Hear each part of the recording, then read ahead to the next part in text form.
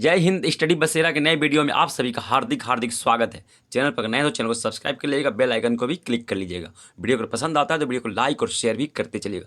बहुत ही इंपॉर्टेंट प्रश्नों का आज हम लोग डिस्कस करेंगे, बहुत ही इंपॉर्टेंट पूरे डिटेल के साथ। पहला प्रश्न है, राफा बॉर्डर किन दो देशों के बीच में स्थित है? ऑप्शन है Israel Jordan, option B Israel Egypt यानी कि मिस्र, इजराइल और मिस्र, ऑप्शन सी फिलिस्तीन और मिस्र, ऑप्शन डी इजराइल और सीरिया। तो इस प्रश्न का सही जवाब हो जाएगा ऑप्शन सी, फिलिस्तीन और मिस्र, यानी कि फिलिस्तीन और इजिप्ट के बीच एक राफा बॉर्डर स्थित है। अब इसके बारे में थोड़ा डिटेल समझ लेते हैं, कहाँ पे ये राफा बॉर्डर फिलिस्तीन और मिस्र के बीच कहाँ पे स्थित, लोकेशन क्या है? तो ये देखिए, ये है अपना इजराइल का मैप, ये है मेडिटेरियन सी, ये इजराइल है, इधर है मिस्र यानी कि इजिप्ट, और ये जो छोटा सा देख रहे हैं ये है गाजा, फिलिस्तीन का एरिया है जो वाइट कलर में देख रहे हैं। इसको जूम करके अगर हम लोग देखते हैं तो सब समझ में आएगा।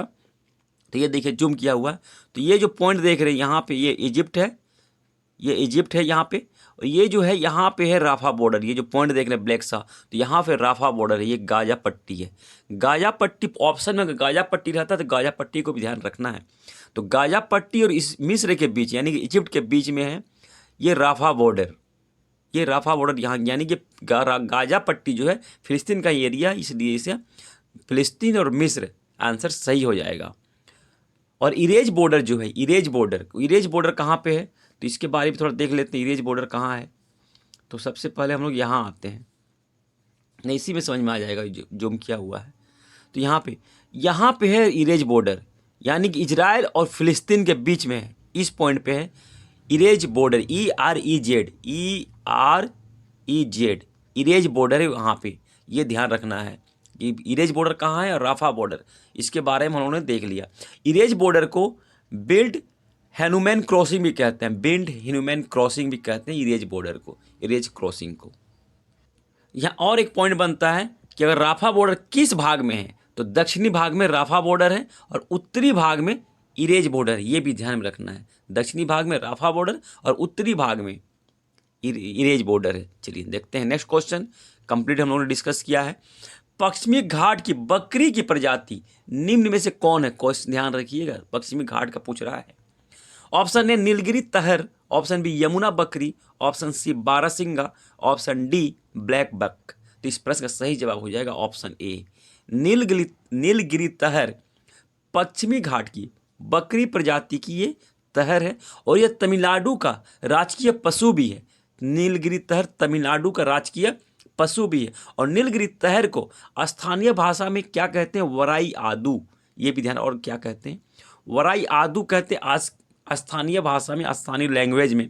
और इसे नीलगिरी आइबेक्स या सिंपल भाषा में आइबेक्स भी कहते हैं, साकिन भी कहते हैं। वहाँ तमिलनाडु में इसे साकिन भी कहते हैं। इसलिए इन तीनों नामों को ध्यान में रखना है, हमें तीनों ही नामों को ध्यान में रखना है। अब देख लिया हम लोग थोड़ा तमिलनाडु का राजकीय पशु तो ये नीलगिरी तहर हो गया, और राजकीय पक्षी क्या है? तो एमरल्ड डॉव है राजकीय पक्षी। राजकीय फूल क्या है? तो राजकीय फूल है ग्लोरिसा लिली, जिसे कि फ्लेम लिली भी कहते हैं। ग्लोरिसा लिली है राजकीय फूल तमिलनाडु का। तमिलनाडु का राजकीय फल क्या है? जैक फ्रूट, जिसे कि कटहल कहते हैं। जैक फ्रूट है वहाँ का राजकीय फल। इसका इमेज भी देखेंगे हम लोग, सबका इमेज भी देखेंगे, ध्यान रखिएगा, बस ध्यान से पढ़ते जाइए आगे। और राजकीय वृक्ष क्या है, यानी कि ट्री क्या है? तो पाम ट्री है, जिसे कि ताड़ कहते हैं, हिंदी में इसे ताड़ कहते हैं। झारखंड, बिहार, बंगाल में, झारखंड में और बंगाल में तो ताल गाछ कहते हैं, इसका इमेज भी देखेंगे हम लोग, इसका फ्रूट भी देखेंगे, फ्रूट का भी इमेज देखेंगे। और आप लोग क्या कहते हैं? ये देखिए नीलगिरी तहर, ये है नीलगिरी तहर, ये है फूल, राजकीय फूल तमिलनाडु का फ्लेम लिली या ग्लोरिसा लिली। और इसका इमेज और भी देख लेते हैं, और भी इमेज है। ये देखिए, ये है वृक्ष तमिलनाडु का जिसको पाम ट्री कहते हैं, या ताल गाछ कहते हैं बंगाल में, और झारखंड में इसे ताल गाछ कहते हैं। यूपी में और बिहार में शायद इसे तरकुल भी कहते हैं, ये तरकुल का पेड़ भी कहते हैं, आपके एरिया में क्या कहते हैं इस वृक्ष को? अपने कमेंट सेक्शन में जरूर बताइएगा। ये जो फल है इसका ये फल है, ये इस तरह का फल होता है, तरकुल का फल या फार्म ट्री, या बंगाल में ताल गाछ कहते हैं, ताल का फल कहते हैं। और यहाँ इंपॉर्टेंट पॉइंट और भी बताने जा रहा हूँ मैं आपको, ध्यान सुनिएगा। तमिलनाडु का राजकीय पक्षी तो हम लोग देख लिया। जैक फ्रूट जो है तमिलनाडु का राजकीय फल है। तो जैक फ्रूट बांग्लादेश का और श्रीलंका का नेशनल फ्रूट भी है। जैक फ्रूट यानी कि कटहल बांग्लादेश और श्रीलंका का राष्ट्रीय फल है। और ध्यान देख लीजिएगा, अब नेक्स्ट पॉइंट बताने जा रहा हूं, नेक्स्ट पॉइंट पे ध्यान दीजिएगा। आंध्र प्रदेश, तेलंगाना, गुजरात, मध्य प्रदेश, इन 4 राज्यों का राजकीय फल आम है। एक बार में याद रख लीजिएगा, आम इन 4 राज्यों का है। आंध्र प्रदेश, तेलंगाना, गुजरात और मध्य प्रदेश, राजकीय फल आम है। चलिए अब देखते हैं नेक्स्ट क्वेश्चन। नेक्स्ट क्वेश्चन बहुत इंपॉर्टेंट है, एकदम करंट अफेयर से तड़कता भड़कता प्रश्न है। सखारोव मानव अधिकार पुरस्कार 2023 में किसे मिला है? Option A Narges Mohammadi, option B Mahsa Amini, option C Ukraine की जनता को, ऑप्शन डी एलेक्सी नौलनी। तो इस प्रश्न का सही जवाब हो जाएगा option B. Option B Mahsa Amini को सखारोव मानवाधिकार का पुरस्कार मिल चुका है। ये कहाँ की रहने वाली है? तो महसा अमीनी ईरानी महिला है जिनका कि पिछले वर्ष पुलिस हिरासत में मौत हो गया था। मौत का कारण क्या था, इन्हें हिरासत में क्यों लिया गया था? तो उन पर हिजाब नहीं पहनने का आरोप था।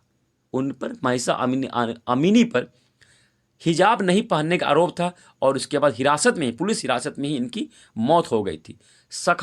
सखारोव मानवाधिकार पुरस्कार कौन देती है? तो सखारोव मानवाधिकार पुरस्कार यूरोपीय संघ द्वारा दिया जाता है। यूरोपीय संघ का शीर्ष मानवाधिकार पुरस्कार है, उच्चतम मानवाधिकार पुरस्कार है यूरोपीय संघ का।